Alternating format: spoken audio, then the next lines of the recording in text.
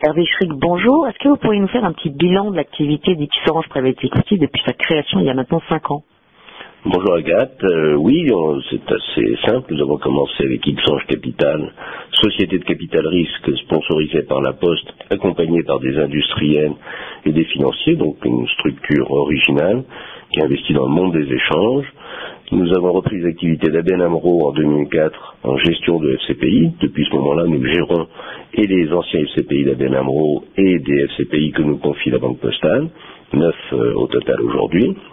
Nous avons lancé un fonds de capital développement en 2006 qui a levé 50 millions d'euros, dont 23% auprès d'investisseurs étrangers. Pour un first time fund, c'est pas mal. Nous avons repris en début d'année la gestion d'un fonds de la Banque Postale Asset Management et nous avons repris en mandat de conseil une activité de gestion par la Deutsche Bank dans les technologies de l'information. D'accord, justement, ça veut donc dire que vous vous implantez en Allemagne? Donc ça veut dire, comme vous l'avez deviné, que nous nous implantons en Allemagne, après avoir défini cette stratégie il y a 3 ans, l'avoir annoncé. Nous avons décidé de recruter un collaborateur pour développer l'Allemagne, c'est Cyril Bertrand qui nous a rejoint au mois d'octobre, et de fil en aiguille, j'ai proposé à la Deutsche Bank, dont il était l'un des 2 partenaires du fonds technologique, de les conseiller pour gérer la fin de vie de ce fonds, donc 8 lignes de participation pour 45 millions d'euros investis.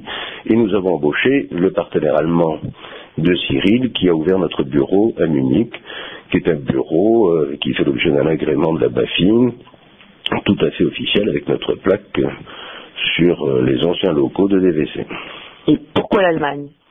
L'Allemagne, tout simplement parce que c'est le premier pays d'Europe continentale en taille, c'est la première économie d'Europe continentale, la France est la seconde.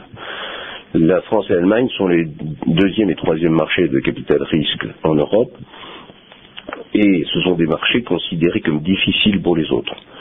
L'Allemagne a des spécificités, nous voulons aider les sociétés françaises de notre portefeuille à se développer en Allemagne, nous sommes très orientés business développement comme dans nos activités initiales d'X-Orange Capital, et nous voulons aider les sociétés allemandes dans lesquelles nous investirons à se développer en France.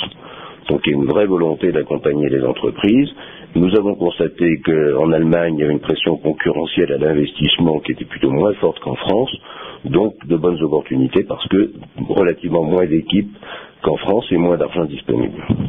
Combien justement de sociétés aujourd'hui dans le portefeuille et combien d'investissements en 2007? Nous avons une 50aine de sociétés en portefeuille d'investissement actifs. Nous avons fait 13 nouveaux investissements en 2007 et nous avons fait 13 réinvestissements également. Et en sortie? Et en sortie, nous avons fait 6 ou 7 sorties sur le portefeuille des FCPI anciens d'ABN AMRO, et je pense que nous aurons bientôt les premières sorties sur le portefeuille X-Orange Capital que nous avons constitué par nous-mêmes. Alors justement, vous avez notamment vendu une société en Inde. Je crois que c'est un marché qui vous intéresse particulièrement. Alors je m'intéresse beaucoup à l'Asie parce que je crois que le centre de gravité du monde technologique se déplace de l'Occident vers l'Orient, Chine et Inde. Il me semble que l'Inde est moins connue que la Chine et a été un peu moins sous les feux des projecteurs parce que je crois qu'on n'a pas anticipé le développement à la fois du marché et des compétences technologiques en Inde. Il se trouve que ce mouvement est corroboré par le fait que nous avons vendu Vox Mobili, dont nous étions actionnaires aux côtés de plusieurs de nos confrères, à une société indienne qui marque bien que les Indiens viennent maintenant non seulement faire du développement en R&D externalisé sur des activités, je dirais, relativement traditionnelles, mais sont prêts à acheter des sociétés technologiques en Europe. Et nous cherchons notre voie pour remonter des partenariats avec l'Inde. Très bien. Merci beaucoup.